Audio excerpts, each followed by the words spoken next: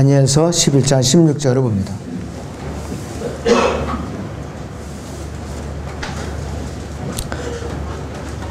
그러나 그를 대적하러 오는 자가 자신의 뜻대로 행할 것이며 아무도 그 사람 앞에 설 사람이 없을 것이라.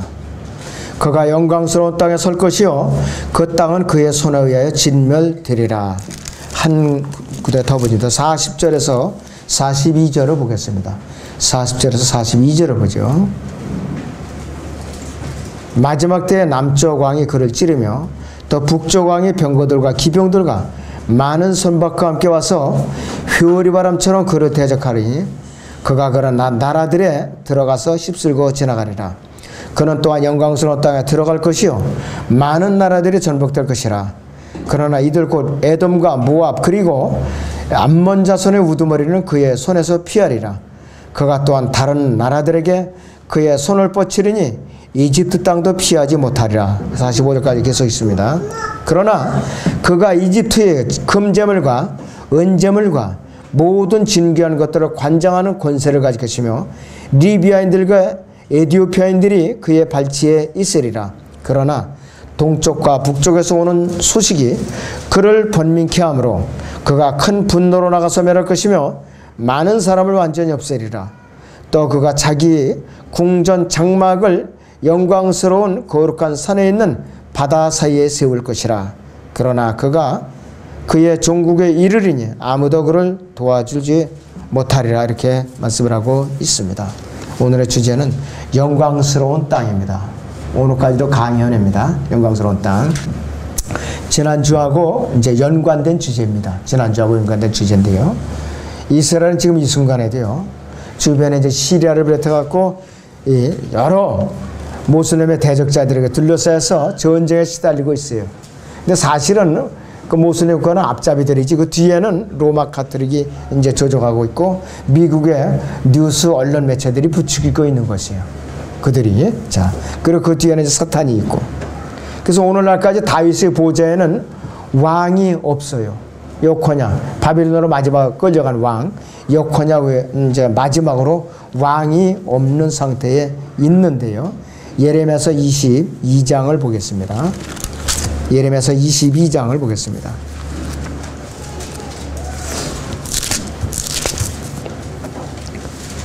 (28절에서요) 30절까지 봅니다. 이 사람 코니아가 멸시받는 부서진 우상이냐? 그가 그 안에 아무런 즐거움이 없는 그릇이냐? 어찌하여 그들 즉 그와 그의 씨가 그들이 알지 못하는 땅으로 쫓겨나느냐? 오 땅이여 땅이여 땅이여 주의 말을 들으라. 주가 이같이 말하노라. 너희는 이 사람이 자식이 없겠고 그의 평생에 번성치 못할 사람이라고 쓰라. 이는 그의 씨에서는 아무도 번성치 못하며 다윗이 보좌에 앉아 유다를 다스릴 자가 더 이상 없을 것입니다. 그랬습니다. 언제까지? 예수님께서 재림하셔서 이 왕국을 세워서 통치하실 때까지 대가 끊겨 있는 게 이스라엘. 지금 대가 어느 집안에도 대가 끊긴다고 그러죠. 대가. 이스라엘이 지금 정식 왕통으로서 대가 끊긴 상태예요. 초림 때 오셨던 예수님을 거부한 이후에 지금까지 2000년 이상이 대가 끊겨 있어요. 2000년 이상이 아니라 지금 BC 606년부터 포로가 됐으니까 2600년 이상 대가 끊긴 상태에 있어요. 거룩한 성전도 불타버렸고 성막의 모든 기명들은 다 몰수당했죠. 그래서 성전이 파괴되어 있기 때문에 그때 이후로는 늘 전쟁이 뒤끓고 그 다음에 늘 불안한 상태가 조성되어 왔어요. 세계 뉴스의 초점이 바로 이 예루살렘 비롯한 팔레스타인이에요. BC 70년에 티투스의 공격으로 이 로마 장군 티투스의 공격으로 예루살렘이 파괴된 이후부터 이스라엘은 민족으로서의 그 특성을 이제 잃어버린 상태에 있는데 역사적으로 1948년 이제 그때까지예요. 정확하게는 1948년 5월 달에 그들은 이제 독립을 했죠. 그런데 현재는 임시 정부지 하나님께서 의도하신 국가가 아니에요. 지금도 대화를 통해서 어느 순식간에 이스라엘 민족을 이스라엘 국가가 다시 탄생할 거예요. 다시 탄생할 거라 이거지. 그때까지는 지금 임시국가고 현재 여기 이스라엘 땅에 들어와 있는 사람들은 진짜 남는 자들이 아니에요. 앞으로 세계 각주가 흩어져 있는 그 사람들이 돌아와서 대환란을 통과해가지고 그때서야 이제 그들이 진짜로 드러날 것이라 이것이. 이들이 바로 밭에 숨겨놓은 보물들이에요. 본토로 아직 안 돌아왔어요. 민수기 32장 23절에서 그러나 만일 너희가 그렇게 하지 않으면 보라 너희는 주를 거역하여 죄를 지은 것이니 반드시 너희의 죄가 너희를 찾아낼 것이며 하려고 그랬어요. 이 경고대로 이들은 그들이 죄악을 그들이 스스로 찾아낸 격이 돼갖고 하나님께 심판을 받은 상태가 돼 있어요. 그래서 신명기 28장 1절에서 거의 끄트머리까지 전부 다가 뭘로 일관하고 있느냐, 이스라엘에 대한 저주로 일관을 하고 있는데 이들은 이것을 무시하고 계속해서 하나님의 그 말씀에 거역했기 때문에 지금까지 그들은 땅에서 쫓겨나갔고 전부 다른 이제 나라에서 유리하고 있는 상태라 이것이요. 신명기 28장 1절에 62절까지가 전부 저주예요. 저주. 그 다음에 63절부터 68절까지 거기까지 너무나도 이것이 그 아주 끝까지 이제 흩어지는 거라 이것이요. 자, 수정을 하죠. 1절에서 14절까지는 여기서 이제 복에 대한 것이 이제 나오지만은 15절부터 끝까지 68절까지는 이러리라면 저주를 받으리라, 이러라면 저주를 받으리라. 계속해서 저주와 연관되어 있는 역사라 이것이. 그래서 이들이 불순종하면은 하나님께서 이집트에 내렸던 모든 재앙들을 포함해서 그들이 당했던 하나님께 그들에게 원수들에게 내렸던 질병들과 전염병들까지 더해서 그들에게 벌을 내리라 이렇게 했는데 실제로 그들이 그것을 당하고 말았던 것이에요. 그래서 하나님께서는 심지어는 이른 비와 늦은 비까지도 언제까지 보류하시느냐, 대환란 때까지 지금 보류하고 계세요. 그때 가서야 이제 이른 비와 늦은 비가 내릴 것인데 어떤 사람들은 요엘서에 예언되는 그 예언을 갖다 지금 자꾸 적용을 시켜요. 사도행전 2장에서 지금 갖다 적용을 시키고 있다 이것이. 언제 지금 하늘이 핏빛처럼 변한 적이 있느냐 이것이요.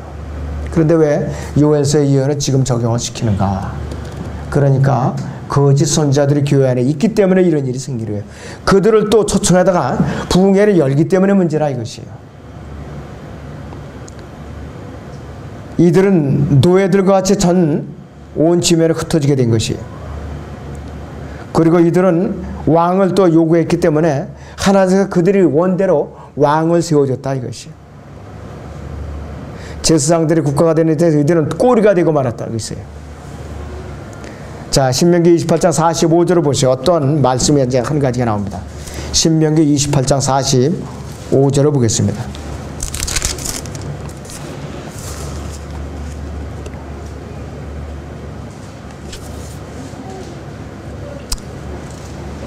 뿐만 아니라 이 모든 저주가 내게 임하고 너를 쫓아가서 너를 따라잡아 네가 망하리니 이는 내가 주 너희 하나님의 음성에 경청하지 않았으며 그분께서 내게 명하시고 그분의 계명들과 그분의 규례들을 지키지 않았기 때문이라 이렇게 말씀을 하고 있어요. 여기서 네가 망하리니 그랬어요.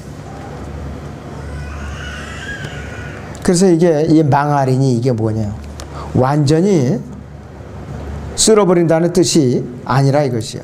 이것은 뭐냐면 하나님께서 그분의 언약을 스스로 위반하고 이스라엘 민족을 완전히 몰살시킬 수는 없어요. 그분의 약속을 지켜야 되기 때문에. 이 단어는 뭐냐, 불순종 때문에 이스라엘에게 내려질 무서운 시련과 징계를 가르치는 짓밟다라는 뜻이에요.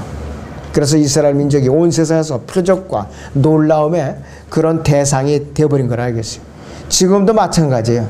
이스라엘이 계속해서 멸시를 받고 있다 이것이. 그리고 신명기 28장 48절에서 68절까지는 이 민족이 다른 나라를 유배되어서 약속의 땅에서 끌어넘기면 이제 끌어내지게 된다 이것이. 자, 그래서 그 49절을 보세요. 도대체 어딘가. 주께서 너를 치려고 그랬어요. 땅끝 멀리에서 독수리가 빨리 나는 것 같이 한 민족을 데려오시리니 이는 내가 그 언어를 알지 못하는 민족이요. 용모가 흉악한 민족으로 노인을 존경하지 아니하고 또한 어린아이에게 호의를 베풀지 아니하며 그는 내 가축의 열매와 내 땅의 열매를 먹기를 내가 망할 때까지 하며 또한 곡식이나 포도주나 기름이나 내 소떼의 소산이나 내 양떼들을 남기지 아니하기를 내가 망할 때까지 하리라 그랬어요. 가깝게는 바빌론 제국을 말해요. 멀리는 어디까지냐? 로마를 가르치는 거예요. 철멍이와 독수리에 우리는 이제 비유한 예레미야서를 이제 잠깐 봅시다. 우리 예레미야서 5장 15절을 보겠습니다. 5장 15절을 보죠.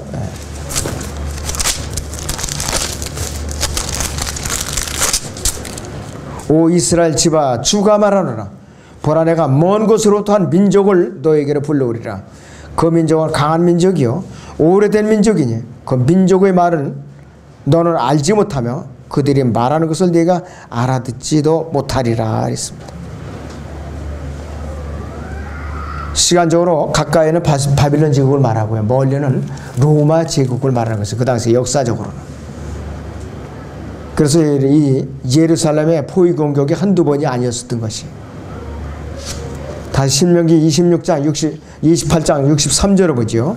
28장의 63절을 보죠. 주께서 너희에게 선을 행하시고 그랬습니다. 너희를 번성케 하시기를 기뻐하신 것 같이 주께서 너희를 멸하시며 너희를 망하게 하시기를 기뻐하시리라. 또 너희는 네가 차지하려고 들어갈 그 땅에서 뽑히게 될 것이라 했습니다. 계속적인 불순종으로 이스라엘이 그 땅을 빼앗기고 온 세상에 흩어질 것이고 평안함을 얻지 못할 것이라고 예언하고 있는 것인데 사실대로 예언대로 그렇게 현재 이루어진 상태예요. 세계 곳곳에 흩어져 살고 있는 유대인들을 묘사해주고 있는 것이에요. 그래서 인류 역사 어떤 나라도 이스라엘이라는 나라보다 혹독한 고난을 당한 나라가 없어요. 인류 역사 이래. 또 신명기 거기 28장에 마지막 절 68절에 보면은 내가 내게 말하기를 네가 더 이상 그랬어요. 다시는 그것을 보지 않으리라고 한 그 길을 따라 주께서 너를 다시 배에 태워 이집트로 데려가시리니 거기서 너희가 남자 노예들과 여자 노예들로 너희 원수들에게 팔릴 것이나 너희를 살 자가 없으리라. 하도 헐값이라 값을 주고 사가지라는 거예요. 너무나도 이건 가치가 없어. 이런 자들 쓸모가 없다 이것이에요. 노예도요 몸값이 비싼 노예들이 있고 싸구려가 있어요. 그래도 비싼 노예로 가서 대접을 받아요. 부잣집에 가서 권력 있는 집에 가서. 이 싸구려 노예들은 그야말로 학대받아요. 가면은 죽지 못해서 하는 그런 노예라 이것이에요. 그나마도 사가는 노예가 이 사가는 자들이 없는 거예요. 노예로도. 그래서 이 역사적으로는 로마 장군 티투스가 70년 AD 70년에 이스라엘을 정복한 후에 수많은 유대인들을 이집트로 팔아버렸어요. 노예로. 그리고 신명기 29장에서는 다시 이것을 요약하고 있는 것이.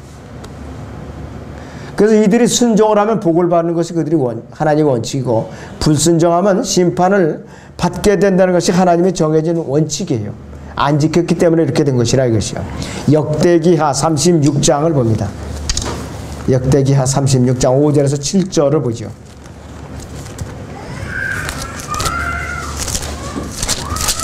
맨 끝장입니다. 18절에서 5절에서 7절을 봅니다. 여호야킴이 치리하기 시작할 때 25세였으며 그가 예루살렘에서 11년을 치리했는데 그가 주 그의 하나님의 목전에 악한 것을 행하였더라. 바벨론의 느부갓네살 왕이 그를 치러 올라와서 그를 착고에 묶고 바벨론으로 데려가니라. 느부갓네살이 또 주의 전에 기명들을 바벨론으로 가져가서 바벨론에는 그의 신전에 두었더라. 이렇게 기록하고 있습니다. 그러고 나서 여호야킨을 세웠고 또 이어서 시드키야를 왕으로 세웠던 것이에요. 이 시드키야는 여호야킨이라고도 불렀고 여코냐라고도 불러서 이름이 세 가지로 불렸었어요. 마지막 왕입니다. 예루살렘에 세 번에 이렇게 이제 침공이 이제 있었는데 BC 606년에 느부갓네살이 자기 아버지의 왕위를 물려받아서 이제 이방인들의 때가 시작이 됐고, BC 598년에서 597년에 여호야김이 끌려갔고, 그 다음에 BC 587년에서 586년 사이에는 예루살렘은 완전히 멸망하다고 여호야킨이라는 시드키야가 이제 끌려갔어요. 그래서 세 왕이 다 이 바빌론으로 끌려가게 된 것이요. 자, 우리 호세아서 8장을 잠깐 보세요. 14절을 잠깐 보겠습니다. 호세아서 8장 14절을 보겠습니다.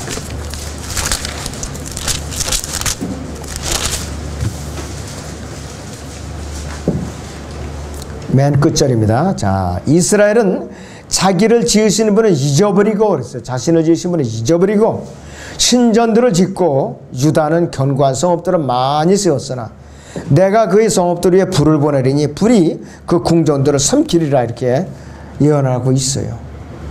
과거에도 역사적으로 문자적으로 그대로 이루어졌고 미래의 대환란 기간에도 명확하게 또 이루어질 예언입니다. 남한국 유다는 과거 AD 70년에 바빌론의 포로로 이제 70년 동안 바빌론의 포로로 잡혀갔었고, 북왕국 이스라엘은 BC 722년경에 아시리아 제국 사네비리 왕에게 포로로 끌려갔어요. 돌아오지 못하고 지금까지 흩어진 상태에 있습니다. 미래의 대환란 기간에도 남한국 유다, 북왕국 이스라엘 둘 다 12지파가 다 심판을 받게 될 것이에요. 궁들과 신전들을 태우는 것은 문자적인 심판인데, 하나님께서 그들에게 이제 심판을 선고하셨고, 느부갓네살에 의해서 역사적으로 이루어졌을 뿐만 아니라 대상이 누구인가? 선지자들은 그 당시에 왕들, 제사장들, 그 다음에 선지자들, 일반 백성들 모두가 대상이었어요. 그 당시에 바빌론으로 끌어갈 때 왕들뿐만 아니라 또 제사장들 끌려갔고, 재판관들 끌려갔고, 일반 백성들도 끌려갔어요. 그 당시에.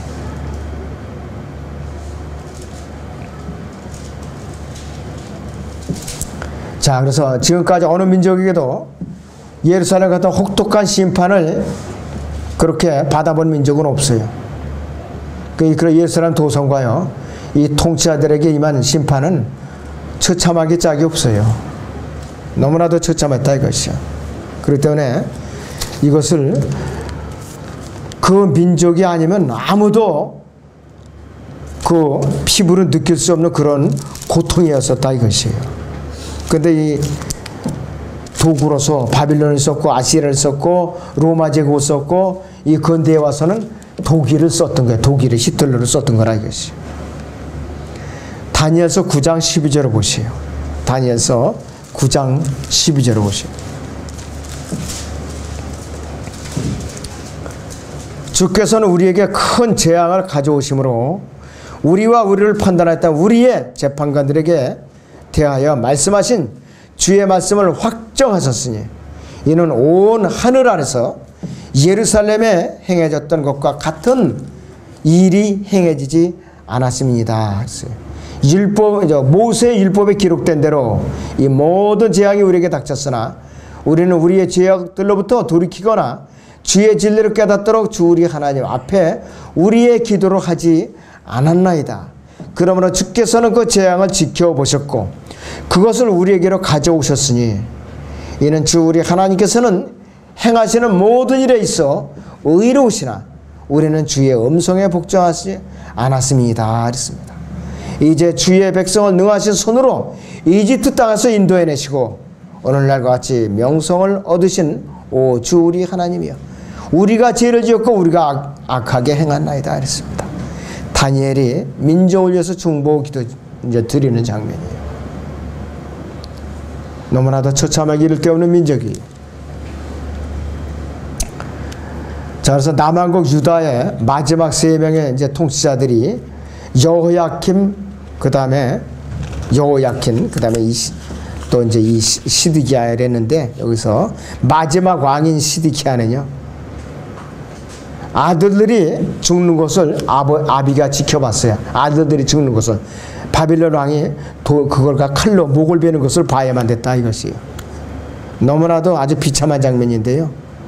그리고 또 본인은 두 눈을 뽑힌 채로 노사슬로 묶인 채로 바빌론으로 끌려간 것이에요. 열왕기하 25장 7절을 봅니다.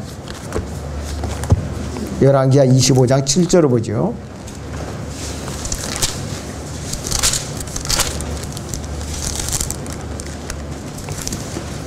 1절부터 7절을 봅니다. 예루살렘에 함락당하는 거. 시드키야의 7위제 9년 10월 그달 10일에 바벨론의 느부갓네살 왕과 그의 군대가 예루살렘을 치러 가서 예루살렘을 향해 진을 치고 그 주위에 토성을 쌓았더라. 그 성읍이 시드키야 왕 제11년까지 포위되었고 4월 9일에 기근이 성읍 안에 만연하니 그 땅의 백성이 먹을 빵이 없더라. 성읍이 뚫리니 모든 전사들이 밤에 두 성벽 사이 왕의 동산 옆에 있는 문의 길로 도망했더라.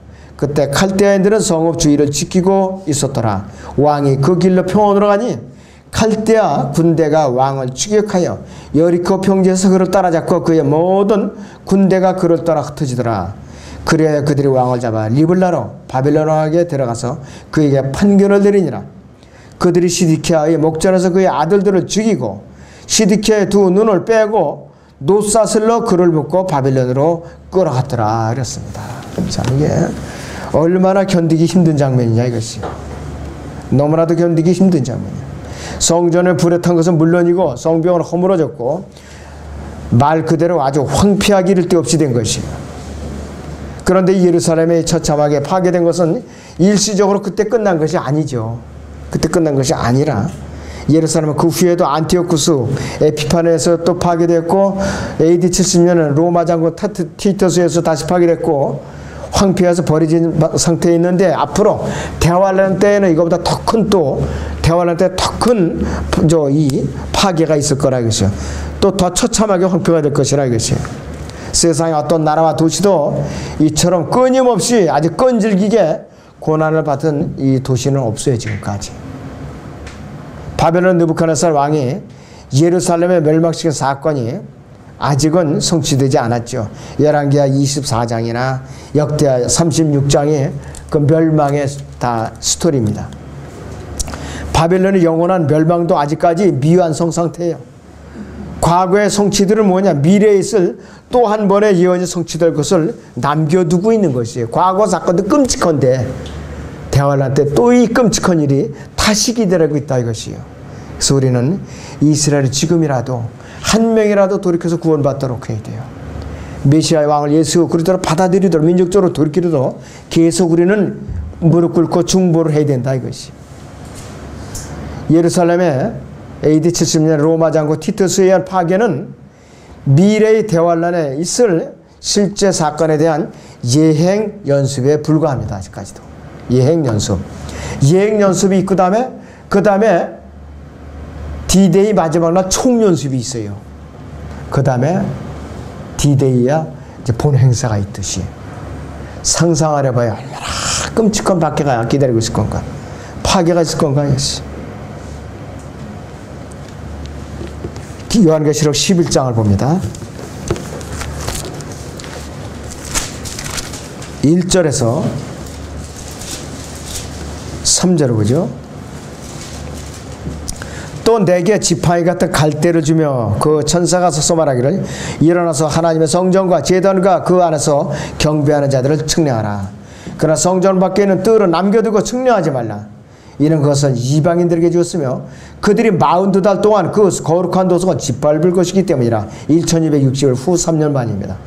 내가 나의 두 증인에게 권세를 주리니 그러면 그들이 굵은 벼옷을 입고 1260일을 예언하리라 하더라 그랬어요.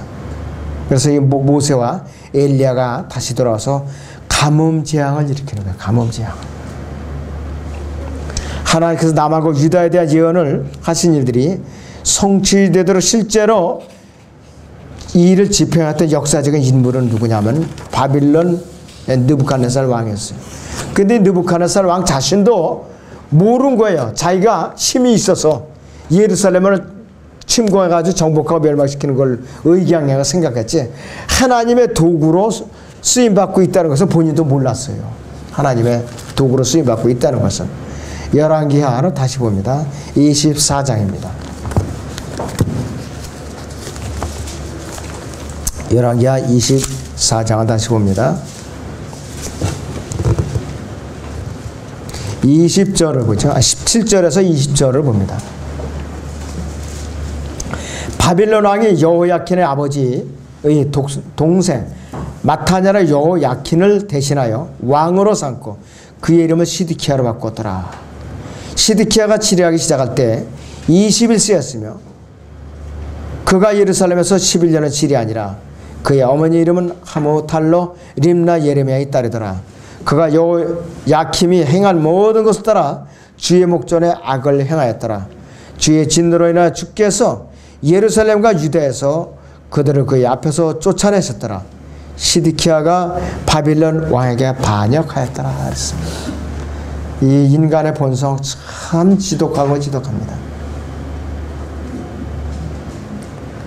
그래서 남왕국 이 시드키야, 유다와의 시드키야 왕은 바빌론 군대에게 성읍이 완전히 포위된 가운데서 하나님의 의도를 알지 못했어요. 그렇게 저게도 하나님의 의도를 알지 못했던 것이. 또 하나님의 말씀을 또 전하는 예레미야 선지자의 말을 알아듣지 못하고 그를 잡아다가 감옥에다 가둬버려요. 지하 감옥에다가. 시드키야 왕은 예레미야 선지자가 전하는 이 심판의 소식을 듣고 기분이 나빴던 거예요. 바빌론에 항복하고 바빌론 왕 잘 섬기면 왕이 무사하다 이거예요. 이스라엘도 안전하고. 그러지 가서 섬기라니까는 자존심이 상했던 거예요. 나라가 그 지경이 됐는데도. 그래갖고 예레미야의 말을 듣지 않고 그 하나님의 메시지를 기록하는 것, 바룩을 통해서 기록하는 것을 갖다가 화덕에다 태워버린 것이. 그리고 예레미야를 가뒀던 것이. 그러니 잘 될 리가 만무해요. 끝까지 하나님의 경고를 무시한 시드키야는 결국은 스스로 파멸을 자처하고 말았죠. 자식들도 자기 보는 눈앞에서 전부 다 목베임을 당했고 자신도 두 눈이 빼져가지고 바빌론에 다 이 사슬에 묶여갖고 끌려가고 말았다 이것이. 주의 말씀은 언제든지 옳죠. 또 순수하고 영원한 말씀이라 이것이. 또 사람에게 생명을 주고 처음부터 참되고 사람이 많이 아니고 영원히 썩지 않고 하나님의 입 자체가 뭐냐? 하나님의 말씀이에요. 역대기하 36장 12절을 봅니다. 역대기하 36장 12절을 보세요, 여러분들.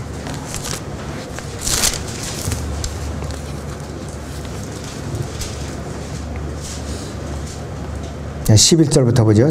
시드키야가 치료하기 시작할 때 21세였으며 그가 예루살렘에서 11년을 치료했더라. 그가 주 그의 하나님의 목전에 악한 것을 행하여 주의 입으로부터 받아 말하는 선지자 예레미야 앞에서 겸손하지 아니었더라. 주의 입으로부터 받아 말하는 이것이 바로 하나님의 말씀이에요. 주의 입으로부터 받아 말한 주의 입이 바로 하나님의 말씀이라 이것입니다. 그 말씀이 하늘들과 땅을 창조했고 죄인들이 혼을 구원할 수 있는 능력의 말씀이에요. 영원히 썩지 않은 그 말씀이라 이것이에요. 예레미야가 는 예수님의 애가라고 그랬죠. 예수님의 애가. 그래서 이 예레미야가 1장 12절에서 16절에서는 예레미야가 어떤 것을 마음으로 토로하고 있는가 좀 잠깐 보고 넘어가겠습니다. 예레미야 애가 1장을 잠깐 보겠습니다.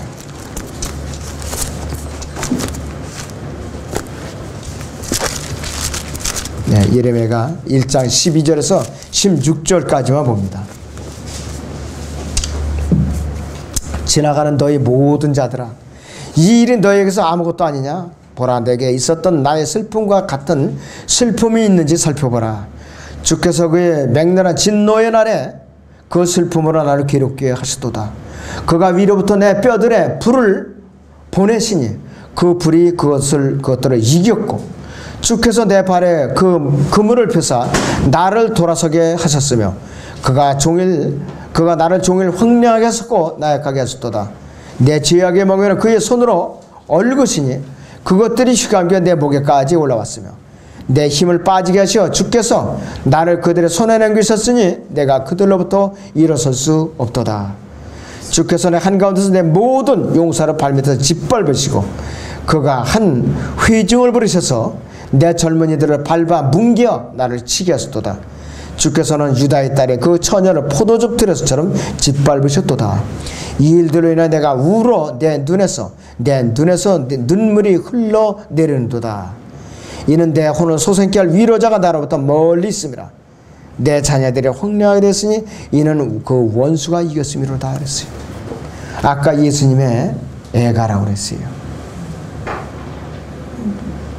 하나님께서는요, 그분 자신의 백성을 징계할 때조차도 그분의 그 백성들의 괴로움에 동참하시는 분이에요. 이사야서 63장 9절에 대로 하나님께서 그분 사랑하시는 자를 징계하세요. 그래서 예레미야 눈물은 그분의 백성이 반역을 한다고 해도 하나님께서 변함없이 그들을 사랑하시면서 그들을 향한 사랑의 변함이 없다는 것을 상기하는 것이요.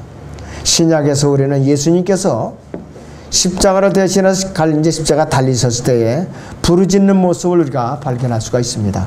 마태복음 27장 보세요. 46절을 봅니다. 마태복음 27장 46절을 잠깐 보세요, 여러분들.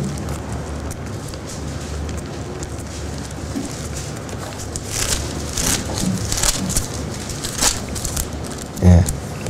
제9시경에 예수께서 큰 음성으로 소리지르 말씀하시기를 엘리 엘리 라마 사박타니 하시니 이는 나의 하나님 어찌하여 나를 버리셨나이까 라는 말이라고 그랬어요. 주님께서는 심판의 날에 다가오는 것을 아셨기 때문에 예루살렘 성을 향해 보고 통곡을 하신 거예요. 앞으로 내가 죽고 나면은 예수님이 AD 33년경에 십자가에 달리셨잖아요. 앞으로 36, 7년 후에 AD 70년경에 로마가 예루살렘에 진격해 올 것을 미리 아시고 그들을 향해서 통곡하신 것인데요. 23장에 37절부터 보세요, 여러분들. 마태복음 23장에 37절에서 39절까지. 오 예루살렘아 예루살렘아 선지자들을 죽이며 너에게 보낸 사람들을 돌로 치는 자야. 마치 암탉이 자기 병아리들을 날개 아래 함께 모으듯이 내가 얼마나 자주 네 자녀들을 모으려고 하였더냐. 그러나 너희가 원치 아니하였도다. 보라 너희 집이 황폐하여 버림받으리라. 내가 너에게 말하니 이제부터 너희가 주의 이름으로 오시는 일을 복이 있도다라고 말할 때까지 나를 보지 못하리라고 하시더라 그랬습니다. 이 예언대로 역사적으로 정확하게 다 이루어졌는데 또 한 번 이루어진다 이것이에요. 하나님께서 사랑으로 백성들에게 그들의 죄를 경고하셨고 죄가 이제 이 심판이 임박했다는 것을 겹겹으로 알려주셨던 것이에요. 그러니까 모세 당시부터 이스라엘은 하나님께로부터 거짓 신들을 섬기지 말라고 누누이 경고를 이제 받았어요. 레위기 20장, 신명기 아까 28장에 있는 대로 경고의 경고를 받았지만 그들을 무시했죠. 그래서 하나님께서는 사랑을 베푸셔서 계속해서 선지자들을 보내셨는데 선지자들을 대접을 한 것이 아니라 그들을 오히려 죽여버리고 말았죠. 죽여버리고 말았다 이것이. 거기 마태복음 24장 35절 보세요.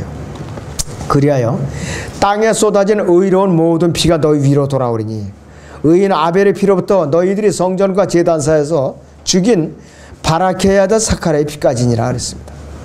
진실로 내가 너에게 말해 이 모든 것이 이 시대의 이 말이라고 그랬어요. 이 시대의 이 말이라고 그랬다 이것이. 그래서 예레미야 애가는 예수 그리스도의 애가로 표현하고 있어요. 멸망당할 도성 예루살렘을 두고 탄식하면서 눈물을 흘리는 그 장면이라 이것이요. 이스라엘이 두 가지 악을 범했다고 그러는데요. 예레미야 2장 13절을 봅니다. 우리가 예레미야 2장 13절을 보세요.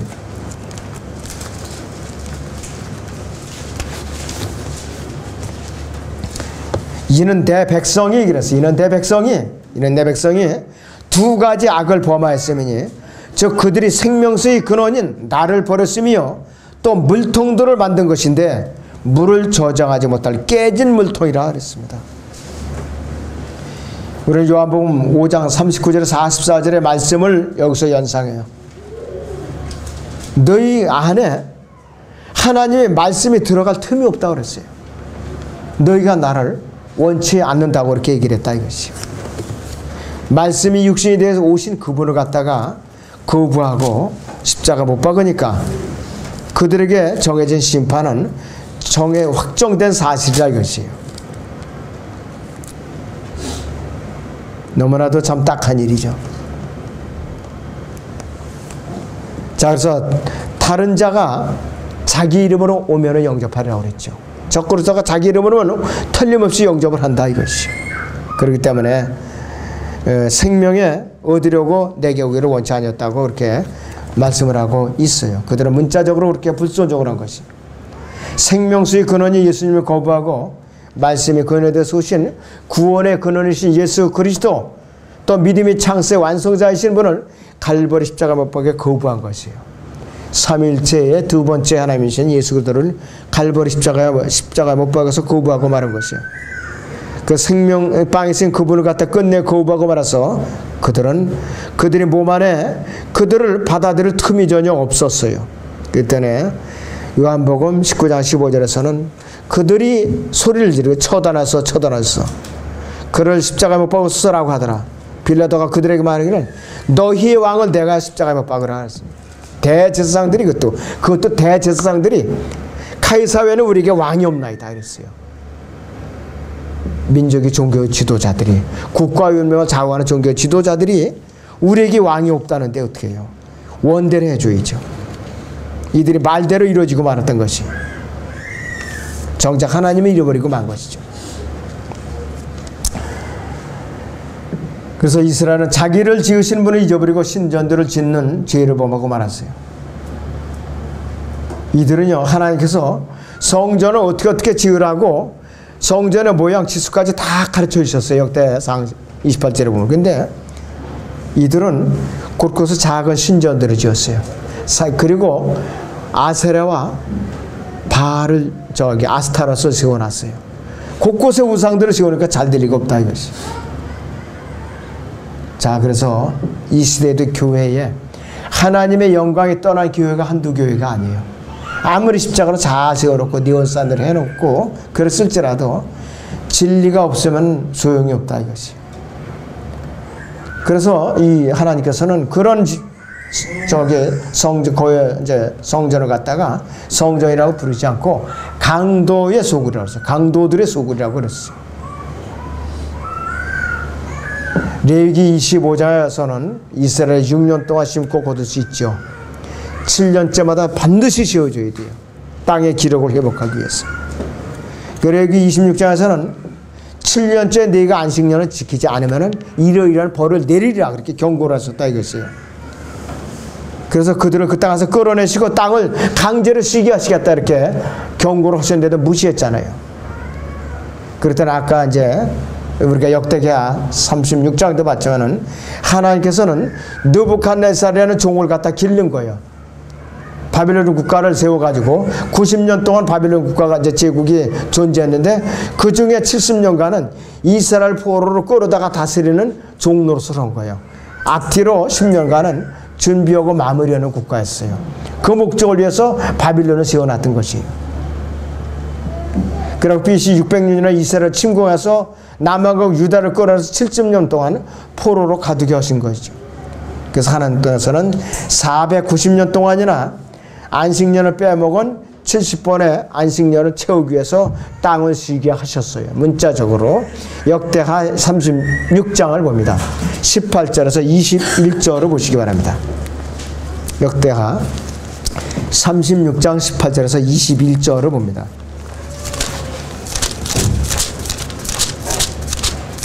거기 18절에서 21절을 보겠습니다.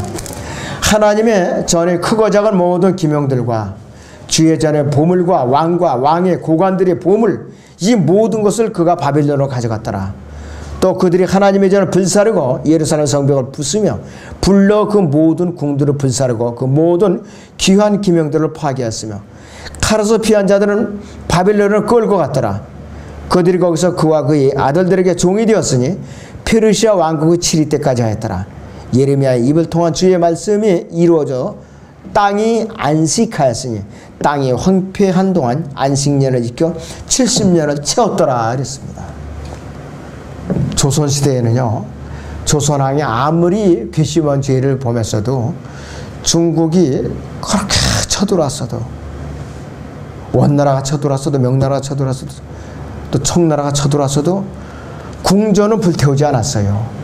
왕을 붙들어갖고 항복문서를 받아라고 공물을 이렇게 취해갖고 사람들을 붙들어가서도 다 궁은 보호해줬어요. 궁은. 근데 아예 하나님께서는 예루살렘에 모든 궁들을 다 그냥 태워버리셨어요. 완전히. 그것이 하나님의 법칙이에요. 그나마도 이시조선이 썩었네 어쩌네도 서울 시내 곳곳에 팠다 하면 무너져요. 전부 다 그냥. 허다못해 이 그릇 하나만 나와도. 그래서 건설업자들이 쉬쉬하면서 없애버린다고 그래요. 골치 아프니까 또 중지하고 또 문화재 또 청에서 조사 나오고 공사가 중단되니까. 그래서 문화재가 좀 몰래 벌어진 게 허다하다고 그래요. 그래서 그러나 하나님께서는 아예 불태워서 없애버려 자체가. 그래서 하나님께서는 그분의 자비로 백성들이 돌이켜서 레위기의 법을 지키기를 7년마다 기다리셨는데 그때마다 법을 어기신 거예요. BC 606년에 490년에 더하면은 안식년은 지키지 않을 때가 언젠가 제가 이 수요 기도회 강의 때는 몇 번 말씀을 드렸는데 지키지 않은 해가 역사적으로 나오는데 그들이 최초의 왕을 세울 때예요. 사울을 왕으로 세웠을 때 BC 1096년부터예요. 그래서 사무엘상에서 왕을 세워달라고 하는데 사울을 세운 거예요. 다윗, 솔로몬과 르호보암을 해서 모든 왕들이 레위기의 법과 안식년을 그때부터 안 지킨 거예요. 사울 왕부터 다윗 왕조차도 안 지켰어요. 다윗 왕조차. 왜? 왕이 세워지고 정부가 세워지니까 조세를 거두게 됐죠. 백성들로부터 여러 가지가 또 착취하게 됐다 이것이요. 그 백성들은 어떻게 먹고 살려니까 땅을 쉬지 않고 계속 농사를 지어야 됐다 이것이. 그들은 왕으로 세우기를 원하는데 결과가 뭐냐? 정부 규모가 거대해졌어요. 유지관리가 어렵고 많은 재정이 필요했다 이것이. 왕을 요구했던 이스라엘 백성들 결과는 뭐냐? 너무나도 끔찍한 결과였었어요. 먹고 살기가 바쁘고 세금에 깔려 죽을 정도로 너무나도 힘들었던 거예요. 성전 건축에 엄청난 또 물질이 동원됐고 여기에 또 수일 돈과 물질이 엄청나게 필요하게 됐고 솔로몬 성전을 건축할 때요. 히람 왕에 매년 엄청난 양식을 대줬어요. 매년. 누구에게서 나왔겠어요? 백성들에게 거둬준 거예요. 전부. 그래서 이 백성들이 안식년을 지키기가 어려워서 그래갖고 490년을 하나님께서 기다려 주셨는데 어기니까 결국은 궁들을 다 불태워버리고 왕까지 다 붙들어오고 백성들을 붙들어다가 70년 동안 강제로 땅을 쉬게 만든 거예요. 쉬게. 하나님의 정확한 법칙입니다. 우리는 여기서 이제 영광스러운 땅이 과연 어떤 땅인가? 다니엘 11장을 보면서 이제 교훈을 얻죠. 보면 다니엘 11장 16절을 보시죠. 다니엘 16장 11절을 봅니다. 여기서 다니엘 11장 16절입니다. 11장 16절. 그러나 그를 대적하러 오는 자가 자신의 뜻대로 행할 것이며 아무도 그 사람 앞에 설 사람이 없을 것이라. 그가 영광스러운 땅에 설 것이요 그 땅은 그의 손에 의해 진멸되리라 그랬습니다. 영광스러운 땅은 어디냐? 팔레스타인 땅을 말해요. 그 중에서는 노른자이가 어디냐면 예루살렘이에요. 바로 여기서 영광스러운 땅에 설 것이라는 그 자는 누구냐 이거예요. 앞으로 나타날 적그리스도예요. 바로. 그래서 아까 다니엘서 11장 4절에서 45절까지 우리가 읽어드린 것이에요. 적그리스도의 군대가 이 예루살렘 땅으로 짓밟고 들어오는데 유대인들은 또 이와 맞춰서 페트라를 또 피난을 하게 된다 이거예요. 피난을. 그래서 안식일이나 겨울에 피난하는 일이 없도록 하라 그랬잖아요. 왜 이들은 안식일에 죽어도 어떻게 안식일을 지켜야 된다 이거예요. 율법주의자들이기 때문에. 자, 다니엘 11장 40절을 볼까요?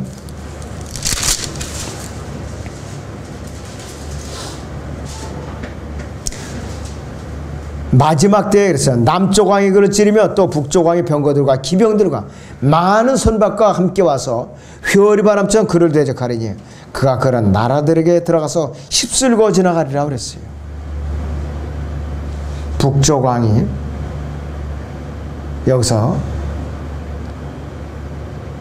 깁스를 지나갈 때 남쪽 왕의 반기를 든다고 그랬는데, 지리적으로 남쪽 왕을 그 당시에 가면은 이제 이집트나 리비아가 이제 남쪽 왕이 될 것이죠.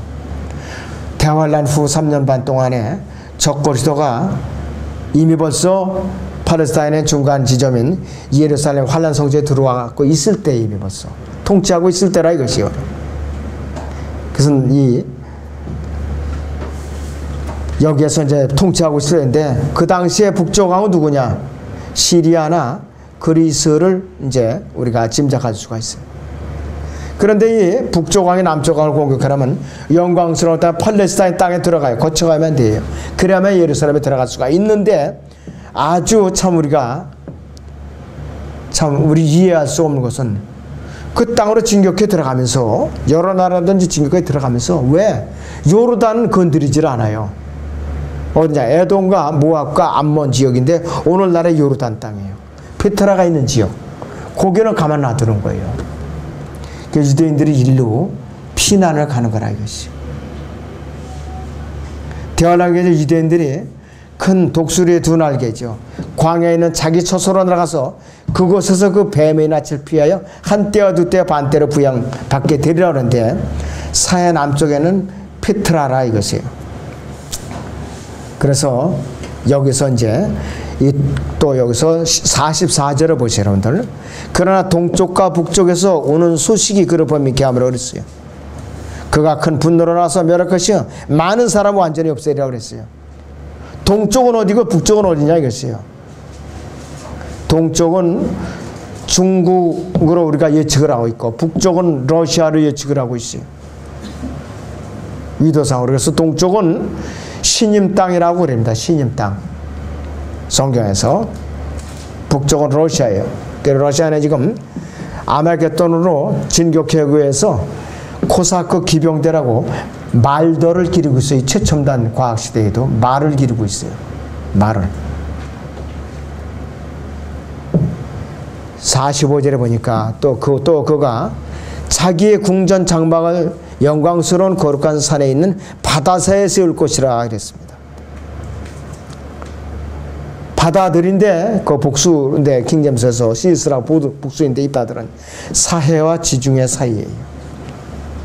여기에 있는 지역이 어디냐면 바로 팔레스타인 지역인데 그 중심이 바로 예루살렘이에요. 그래서 이 적그리스도가 환란 성전에 앉아서 다스리게 된다 이것이에요. 그런데 예수님의 재림과 함께 패망하죠. 아마겟돈에서. 그래서 이 피로 얼룩지고 죄악으로 얼룩졌던 이 예루살렘이 왜 영광스러운 땅이라고 불리우게 되느냐 이것이. 그 이유는 결론을 짓고서 이제 끝내죠. 팔레스타인 땅이 영광스러운 땅이라고 불리게 된 성경적 이유가 있었어요. 민수기 35장을 보죠. 민수기 35장을 봅니다. 33절을 봅니다. 34절까지.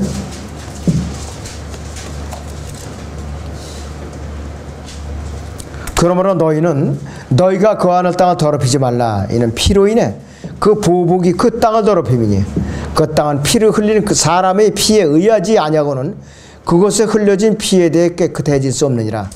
그러므로 너희가 거하는 땅 곧 내가 거하는 땅을 더럽히지 말라. 이는 나 주가 이스라엘 자손 가운데 거함이라 하시나 했습니다. 지난번에는 에스겔 48장 35절에서 주께서 거기 계시다라고 말씀을 드렸죠. 역대기 하 12장 13절에서는 그분의 거처로 정하셨고 이름을 두실 것이라고 또 이제 거처로 또 정하신 곳이라 이것이. 그래서 주님께서 이러한 예언을 성취시키러 오시기 위해서 아마겟돈 군대를 물리치고 또 땅을 정화시켜 갖고서 만물을 또 회복시켜요. 만물. 이사야서 11장이나 이사야 35장에 있는 대로. 또 그분이 왕국을 세우셔서 예루살렘의 왕국 성전에서 다윗의 보좌에 앉으셔갖고 1000년 동안 통치하시고 또 이스라엘은 어떻게 회복시켜 주시느냐. 저희 출애굽기 19장을 봅니다. 이 보물을 어떻게 캐내서 어떻게 재무장을 시키는가 이것이요. 출애굽기 19장 5절에서 6절을 봅니다.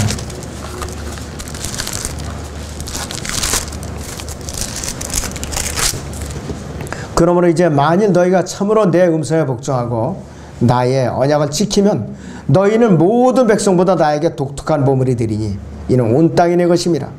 너희는 나에게 제사장들이 왕국이 되며 거룩한 민족이 되리라.